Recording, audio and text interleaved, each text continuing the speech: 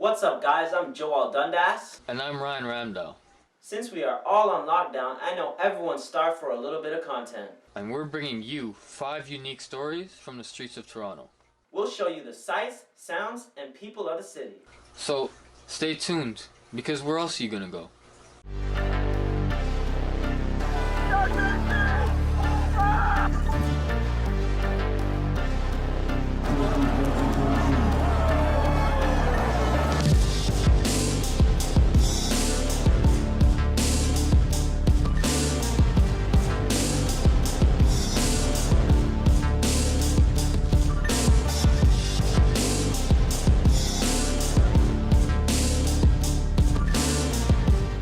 Welcome to the Journal, live from Story Arts Center. Well, not quite. As you can see, we have to shoot this in a remote location because of the COVID-19 virus. But that won't take away from the quality of our docs or the show. Now we got a lot to show you today, so let's start out with our first documentary where Osrick went down to Kensington Market to capture the stories of a place in the city. Kensington Market is home to many specialty stores that embrace the city's culture. So without any further delay, let's get into it. Take it away, Oz.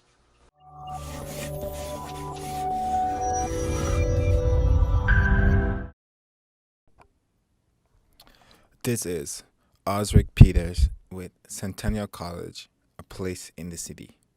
Today we're looking at Kensington Market.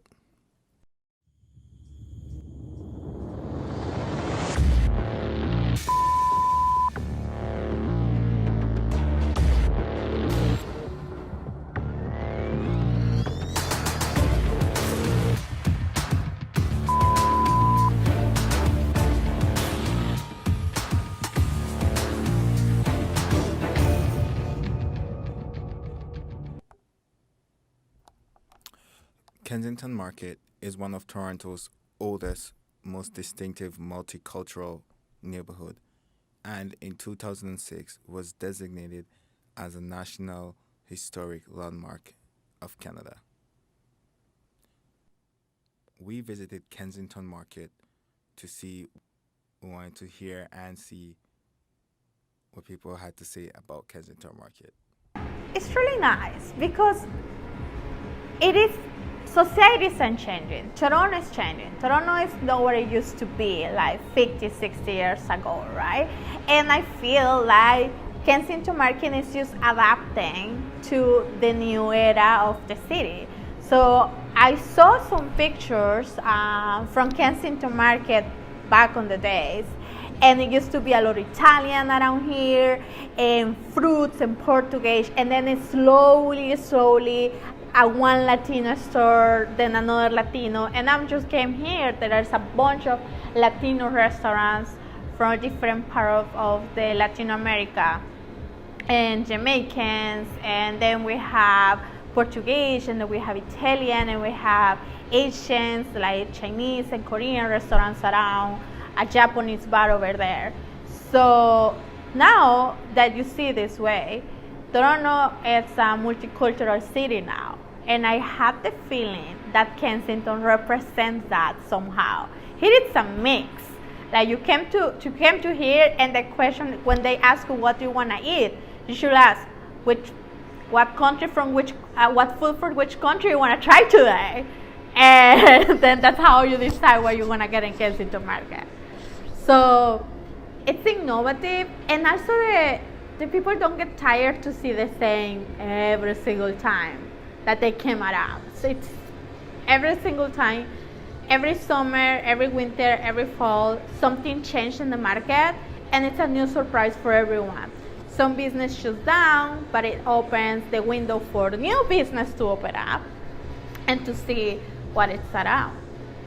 Centennial. This is Osrick Peters, Centennial College with a place in the city, Kensington Market.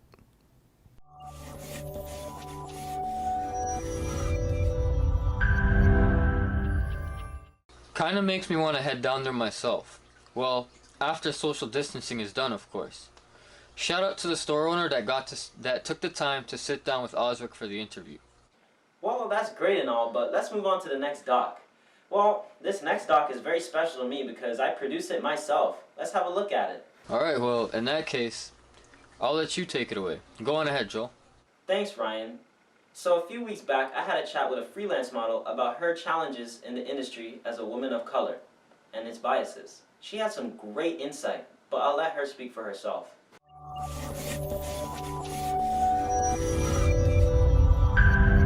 Women of color, particularly Black and Arab women, face multiple barriers when it comes to the modeling industry. Today we speak with Cecilia about her personal experiences and how she found success within the industry.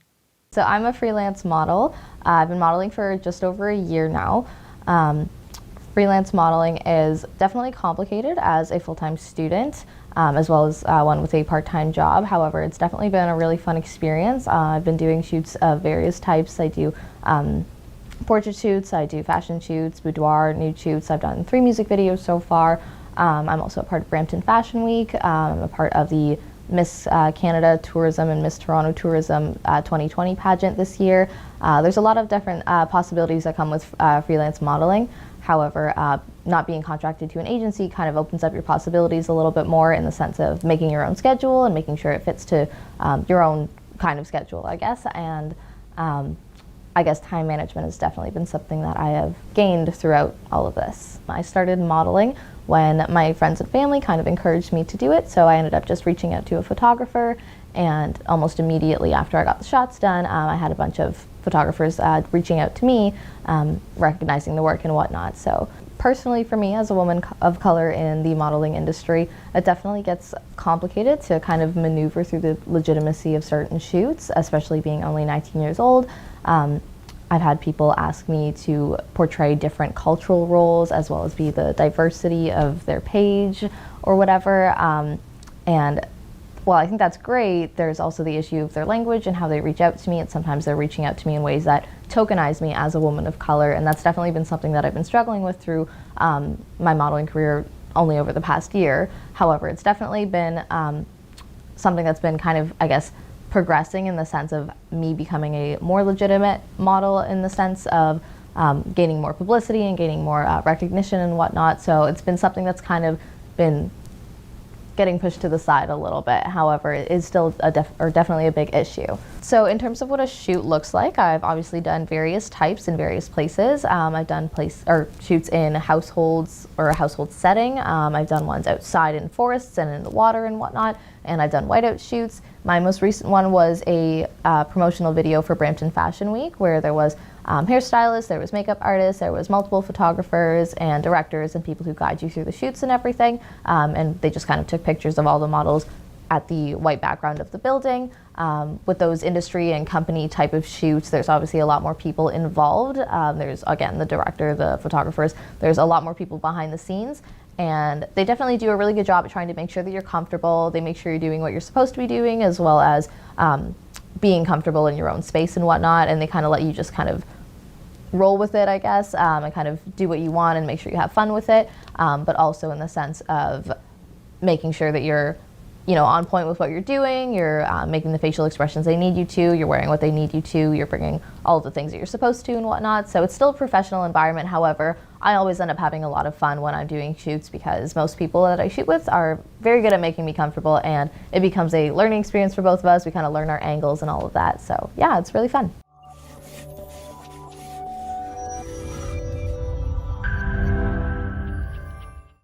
You gotta admire Cecilia's ambition and hustle. That's why I think she's perfect for our People of Interest segment. She was very impressive and really well spoken. If you want to find out more about the model story, you can follow her on Instagram. But without any more delay, let's get into the next one. So back in February, libraries across the city put on workshops for Black History Month. Our production team went down to Malvern Public Library to record one such workshop. This youth workshop was run by Culture Ambassador Gene Asamoa. He teaches the kids African drums. So let's hear it.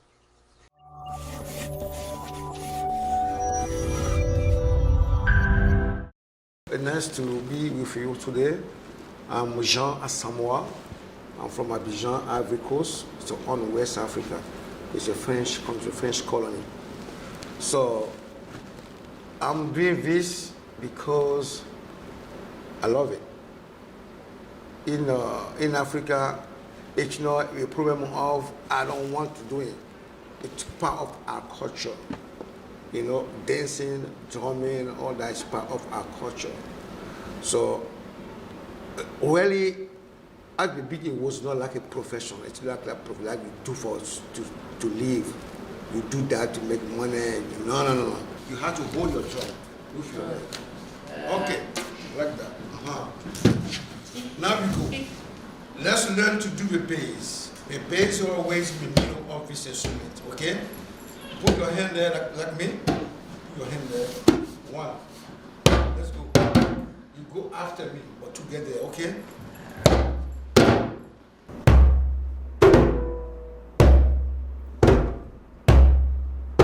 Okay, now here, that's the edge, that's the tone. The tone, yeah, the edge. So you have to have your hand like that. Put your hand like that and leave here. And now you go.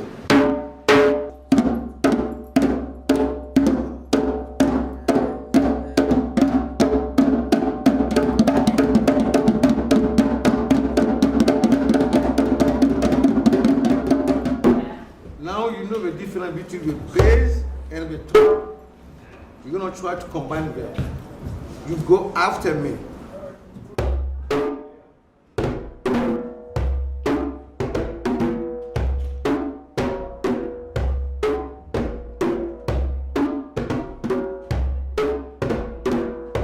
Inside. Lift the legs. You see how I did? How I did there?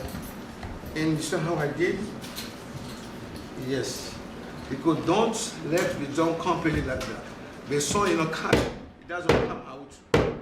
That's why you need to take the drum in that position. So when you play, you see the air can come out and you have a song. So now people sometimes don't understand exactly the difference between African instruments, the difference between African dance, or even between us, the culture. In the same country. The same country. We don't have the same thing. We are different culture. We don't have the same music. We don't have the same instrument of music. Then one, again, one, again, one, repeat. Same thing. You start going, keep going. All different instruments of music we have in Africa, we don't produce the same song. That's why when you want to learn to play African instruments, you can make the choice. We don't have only drums. We have a balafon.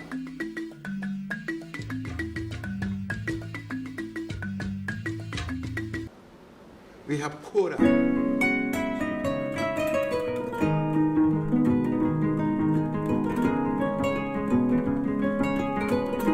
We have a big drum we call dundun.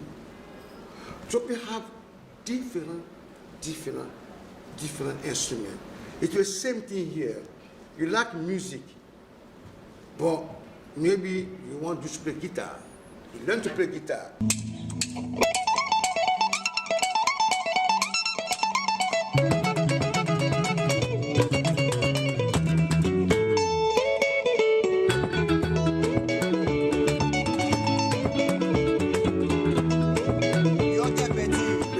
That I want people to know is that we share the real meaning of the African culture of people.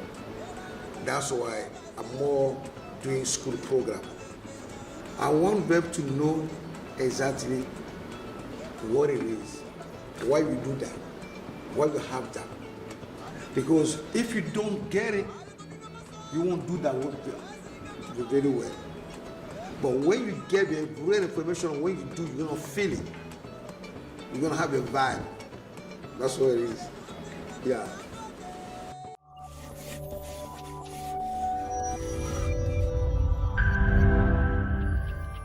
That was a fun one to shoot. We really got to see the progression as the kids moved through the day. Music is the perfect way to connect and educate people. It's one of the culture's most defining factors. Another one is its food. Story Arts Center is surrounded by Greek town, which means plenty of options for Greek food. But in the next doc, we'll be talking about a Jamaican restaurant that's in the heart of Greek town, Steady's. Students from Story Arts Center make up its clientele. So let's see why.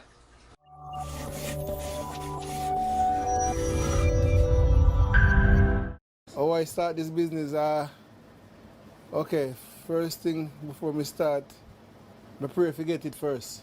You see what I say? I pray and it comes. So whosoever wants something, I pray for it, brother. So 8 years ago, since me there, so, and I'm still there, still here, you know. So if you look me up online, you will see me. I'm trying to put out the best for the customers then. What's your name, man? My name's Logan. Shah. Oh, and my name's Owen. This is a place in the city, Centennial College. So we're outside the Steady's Jamaican Home Cooking. And how often do you go here? Once a week. You go here once a week? And I've been there 2 to 3 times. I probably go there like 3 times a month. What's your favorite thing to get? Jerk chicken, Jerk chicken. And what's your second favorite thing to get? fried chicken. Fried chicken. The curry chicken. The curry chicken. Oh, okay. That's okay. That's the first one. Most people say that the jerk chicken, but okay. So this is a Greek area, and we have a lot of Greek food. Do you often have Greek food? Have you ever had Greek food? Yeah, I've had Greek food before, often in high school, because there's this nice Greek restaurant in front of our school. I don't recall the name, but it's closed down now. How would you compare it to Greek food? Like, do you often have Greek food? How would you compare them? How would I compare them? For me, the thing with Caribbean food, I like the spiciness. So like the Greek food, they're not that heavy on spice. So like, and plus like the rice and like how they put it together, Caribbean food, it's just so much better for me because that's what I'm used to. The Caribbean food has way more flavor. It's fresh all the time. And it's just better, period. On the daily, on the scale of 1 to 10, what's your number one thing to get? Steady's for sure. The Jamaican. I'm Jamaican myself, so you know I gotta support my Jamaican people. Okay, I hear that. Where would you put Steady's? I'd rate it an 8 because it's really good in my opinion, and also I'm actually from the Caribbean too, so like it feels like home. I'm hearing the same music, I'm getting the same aesthetic as if I was just going around the corner in my neighborhood and getting something from a local restaurant. You understand? Whatever for the best for the customers that I work with. Yeah, so it's not easy. I want to encourage you to come in our business. If it's not easy, unless you're willing to do hard work, because it's hard, brother. But at the end of the day, it's good. So anything good have to be hard, you know? So there's nothing easy to good things. I used to work with one of my friends in a restaurant, and I see what I go on, and I kind of like it. And I really cooking, I love the serving more than the cooking. I love serve people some food. You see what I say? So because I love serve food, I just like to cook. You know, because people love food, so if you can provide good food for people, you're good.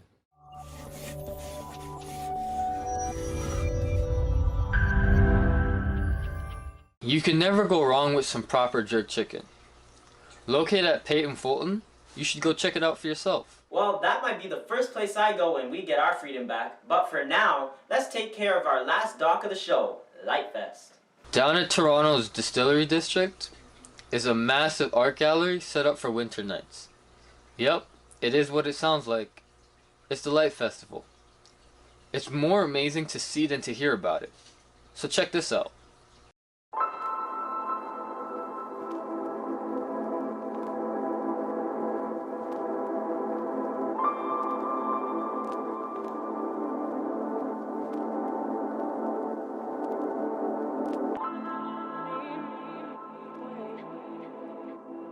What's going on, Centennial?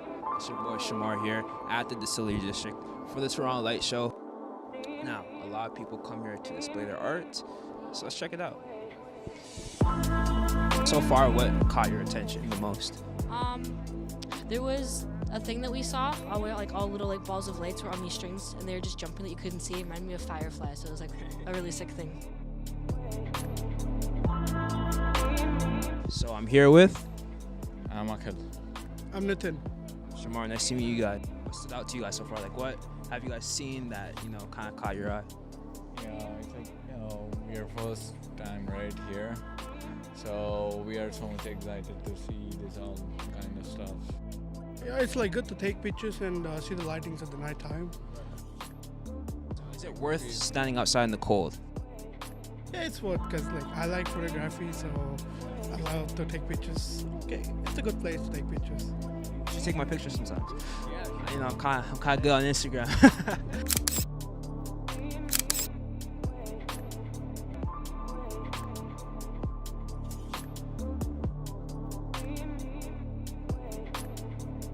2020 marks the 4th year of the Toronto Light Festival.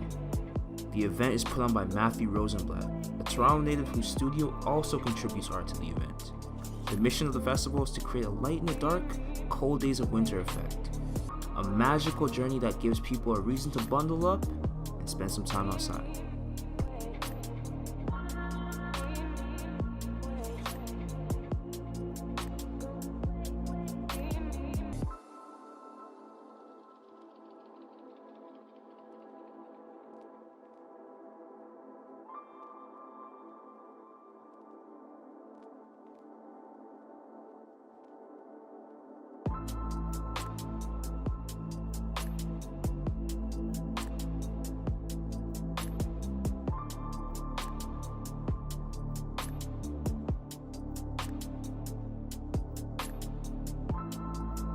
Okay, that's a wrap. We're done. It's getting cold. I think people got tired of me. I mean, I got the face for it.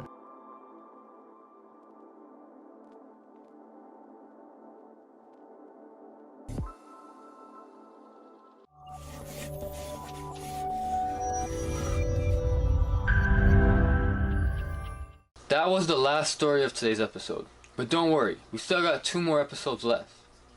But until the next one, I'm Ryan Ramdell. And I'm Joel Dundas. Thanks for watching.